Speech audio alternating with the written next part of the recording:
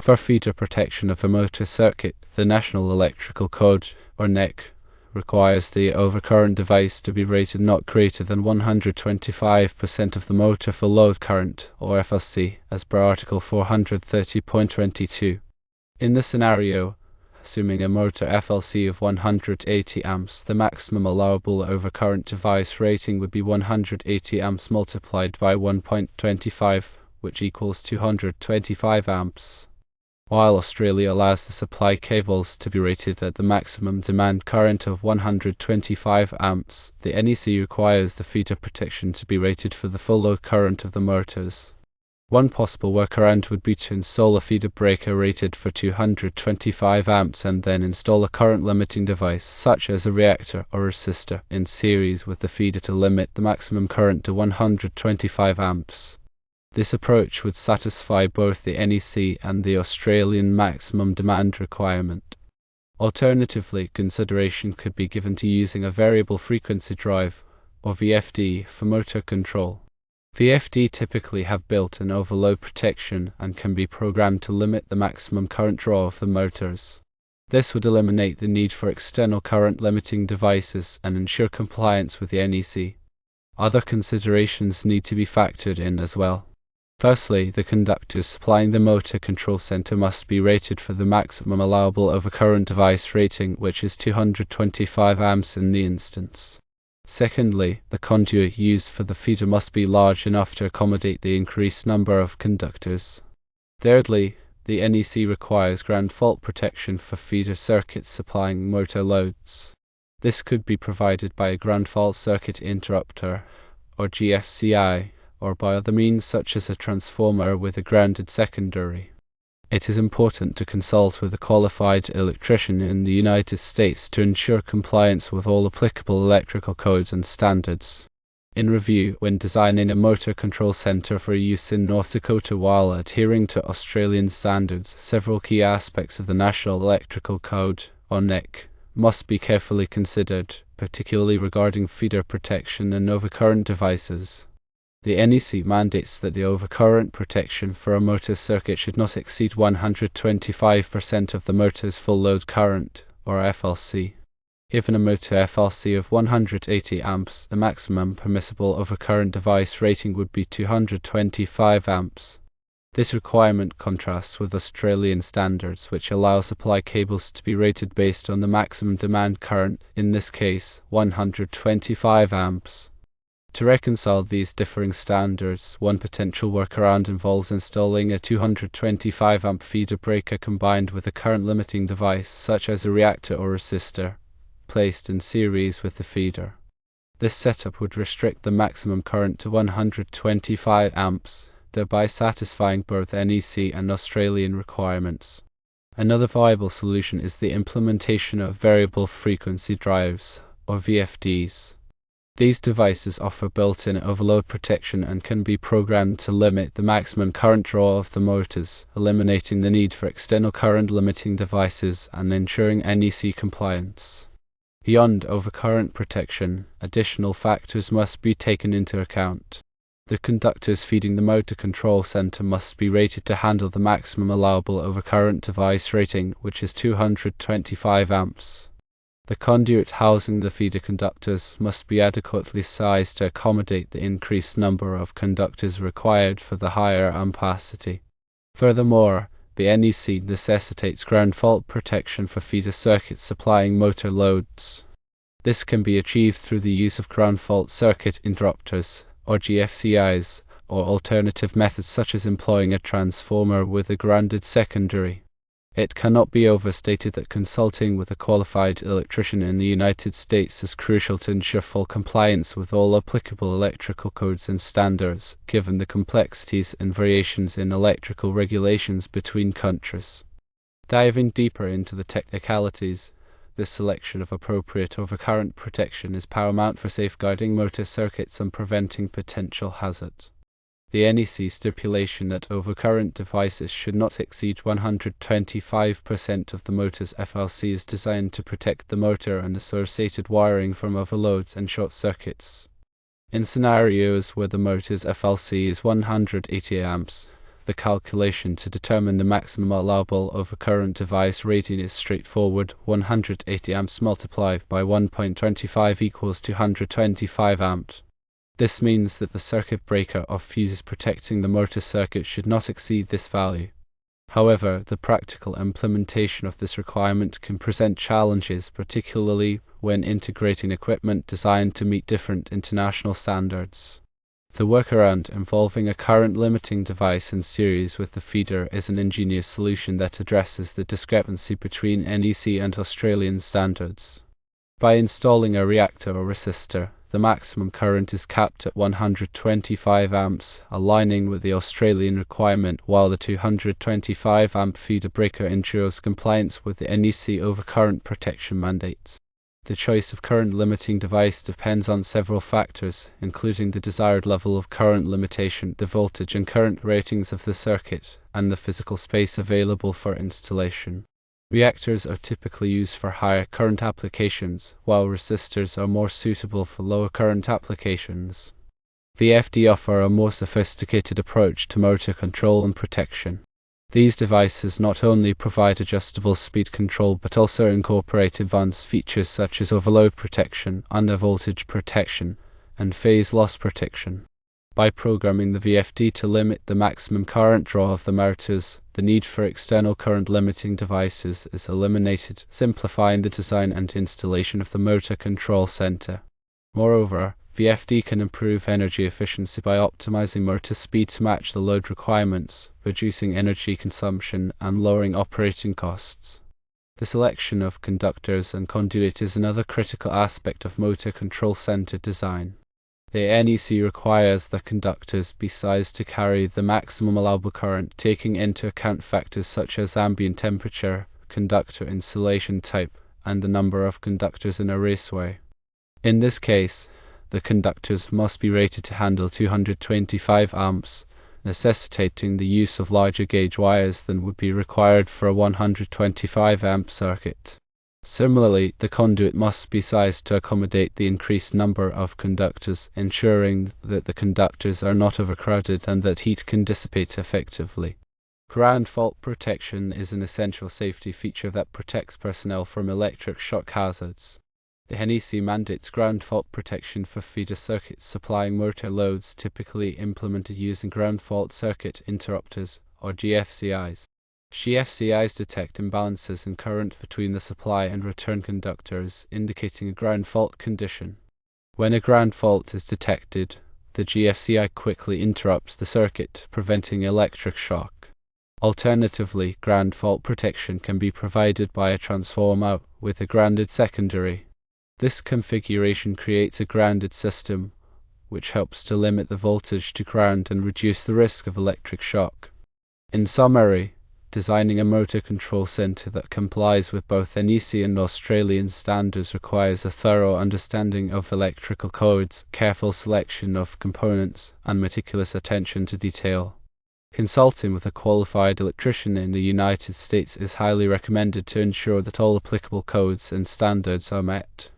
To further elaborate on the intricacies of complying with NEC standards while accommodating Australian regulations, a deeper dive into specific sections of the NEC and their practical applications is beneficial. Article 430 of the NEC, which pertains to motors, motor circuits, and controllers, provides comprehensive guidelines for the installation and protection of motor-driven equipment. This article covers a wide range of topics, including motor full load current ratings, conductor sizing, overcurrent protection, motor disconnecting means, and motor control circuits. Section 430.22 specifically addresses the rating or ampacity of conductors supplying a single motor. It mandates that the conductors must have an ampacity not less than 125% of the motor's full load current rating. This requirement ensures that the conductors can safely carry the motor's starting and running current without overheating or causing voltage drop. In the given scenario, with a motor FLC of 180 amps, the conductors must have an ampacity of at least 225 amps, which is calculated as 180 amps multiplied by 1.25. Section 430.52 of the NEC deals with the rating or setting of motor overcurrent protection. It specifies the maximum allowable rating or setting of overcurrent devices, such as circuit breakers or fuses, used to protect motor circuits. The maximum allowable rating depends on the type of motor, the type of overcurrent device, and the motor's starting characteristics. For standard motors, the overcurrent device rating typically should not exceed 150 to 250% of the motor's FLC.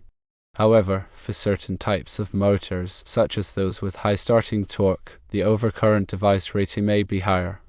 In this case, the NEC requirement that the overcurrent device not exceed 125% of the motor's FLC takes precedence, resulting in a maximum allowable overcurrent device rating of 225 amps. The workaround involving a current-limiting device in series with the feeder is a practical solution for reconciling the NEC overcurrent protection requirements with the Australian maximum demand current limitation. The current-limiting device, whether a reactor or a resistor, acts to reduce the current flow in the circuit, preventing it from exceeding the maximum allowable value. Reactors are inductive devices that introduce impedance into the circuit, limiting the current flow. They are typically used in higher current applications due to their ability to handle large amounts of power without significant losses. Resistors, on the other hand, are resistive devices that dissipate energy in the form of heat, limiting the current flow. They are more suitable for lower current applications where the power dissipation is not excessive. The choice between a reactor and a resistor depends on the specific application requirements, including the desired level of current limitation, the voltage and current ratings of the circuit, and the physical space available for installation. VFD provide a comprehensive solution for motor control and protection, offering adjustable speed control, overload protection, undervoltage protection, and phase loss protection. These devices use sophisticated electronic circuitry to control the voltage and frequency supplied to the motor, allowing for precise speed control and energy-efficient operation. VFD also incorporates advanced monitoring and protection features that can detect and respond to various fault conditions such as overloads, undervoltage, and phase loss. When an overload is detected, the VFD can automatically reduce the motor's speed or shut it down completely, preventing damage to the motor and associated equipment. The NEC requires ground fault protection for feeder circuits supplying motor loads to protect personnel from electric shock hazards. Ground fault protection devices, such as GFCIs, detect imbalances in current between the supply and return conductors, indicating a ground fault condition. When a ground fault is detected, the GFCI quickly interrupts the circuit, preventing electric shock. The NEC provides specific requirements for the installation and testing of ground fault protection devices to ensure their proper operation and effectiveness.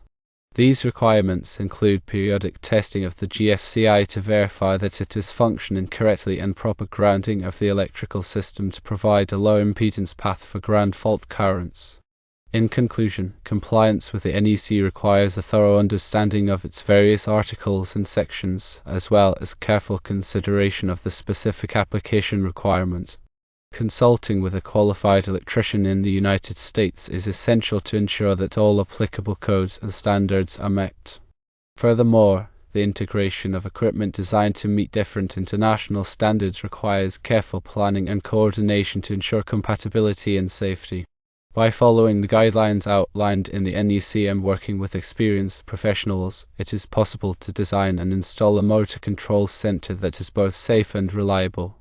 Delving even further into the nuances of the NEC and its implications for motor control centers, it's crucial to address the specific requirements for conductor sizing, conduit fill, and short-circuit current ratings.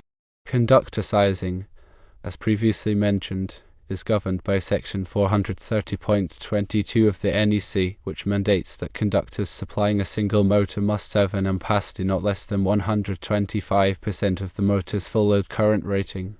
However, this is just the starting point. Additional factors, such as ambient temperature, conductor insulation type, and the number of conductors in a raceway can affect the allowable ampacity of the conductors. The NEC provides tables and formulas for adjusting the ampacity of conductors based on these factors.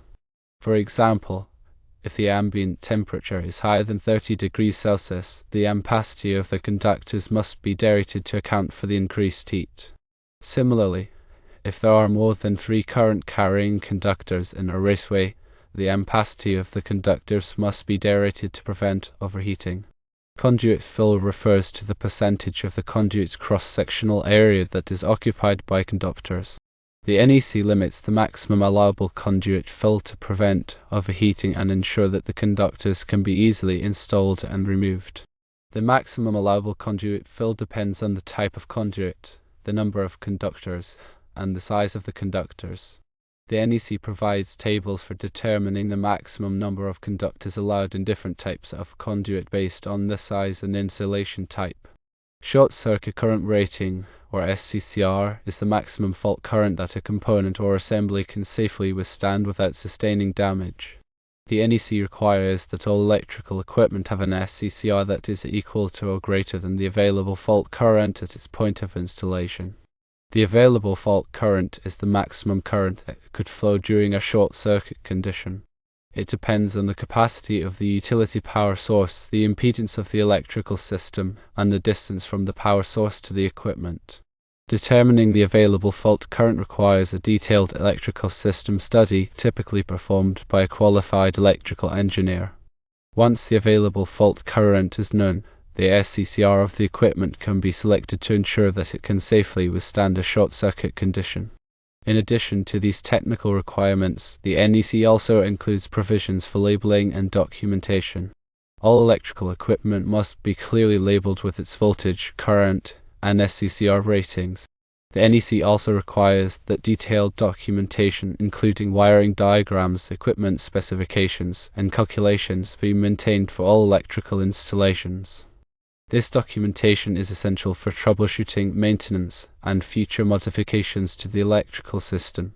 When designing a motor control center for use in North Dakota, it is important to be aware of any local amendments to the NEC that may be in effect. Local jurisdictions often adopt the NEC with modifications to address specific local conditions or concerns. These amendments can vary from minor changes to significant departures from the NEC. It is essential to consult with the local electrical inspector or a qualified electrical engineer to determine the specific requirements that apply to the installation.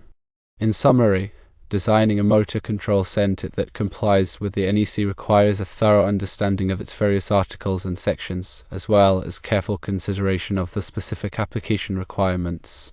Consulting with a qualified electrician in the United States is essential to ensure that all applicable codes and standards are met. Furthermore, the integration of equipment designed to meet different international standards requires careful planning and coordination to ensure compatibility and safety. By following the guidelines outlined in the NEC and working with experienced professionals, it is possible to design and install a motor control center that is both safe and reliable. The NEC, or National Electrical Code, is a comprehensive set of standards that governs the safe installation of electrical wiring and equipment in the United States. It is updated every 3 years to reflect changes in technology and best practices. The NEC is not a law itself, but it is widely adopted by state and local jurisdictions as the basis for their electrical codes. Compliance with the NEC is essential to ensure the safety of people and property. Article 100 of the NEC provides definitions for many of the terms used throughout the code. Understanding these definitions is essential for interpreting and applying the NEC correctly. Article 110 of the NEC covers the general requirements for electrical installation. It includes provisions for working space around electrical equipment, protection against physical damage, and identification of electrical equipment. Article 210 of the NEC covers branch circuits, which are the circuits that supply power to outlets, lights, and appliances. It includes provisions for the number of outlets allowed on a circuit, the size of the conductors, and the type of overcurrent protection required. Article 220 of the NEC covers the calculation of branch circuit, feeder, and service loads. These calculations are used to determine the size of the conductors and overcurrent protection required for each circuit. Article 230 of the NEC covers services, which are the conductors and equipment that connect the utility power supply to the building's electrical system. It includes provisions for the size of the service conductors, the type of overcurrent protection required, and the grounding of the service. Article 250 of the NEC covers grounding and bonding. Grounding is the connection of electrical equipment to the earth, which provides a low impedance path for fault currents. Bonding is the connection of electrical equipment to each other, which ensures that all metal parts are at the same potential. Article 300 of the NEC covers wiring methods. It includes provisions for the types of wiring allowed in different locations, the support of wiring, and the protection of wiring against physical damage. Article 310 of the NEC covers conductors for general wiring. It includes provisions for the types of conductors allowed, the ampacity of conductors, and the installation of conductors. Article 400 of the NEC covers flexible cords and cables. It includes provisions for the types of cords and cables allowed, the use of cords and cables, and the protection of cords and cables. Article 430 of the NEC covers motors, motor circuits, and controllers. It includes provisions for the installation and protection of motors, the sizing of motor conductors, and the selection of motor overcurrent protection. Article 440 of the NEC covers air conditioning and refrigeration equipment. It includes provisions for the installation and protection of air conditioning and refrigeration equipment, the sizing of conductors, and the selection of overcurrent protection. Article 500 of the NEC covers hazardous locations. It includes provisions for the types of electrical equipment allowed in hazardous locations, the installation of electrical equipment in hazardous locations, and the protection of electrical equipment in hazardous locations. In addition to these articles, the NEC also includes numerous tables and examples that provide guidance on how to apply the code in specific situations. The NEC is a complex document, and it is essential to consult with a qualified electrician to ensure that electrical installations comply with the code.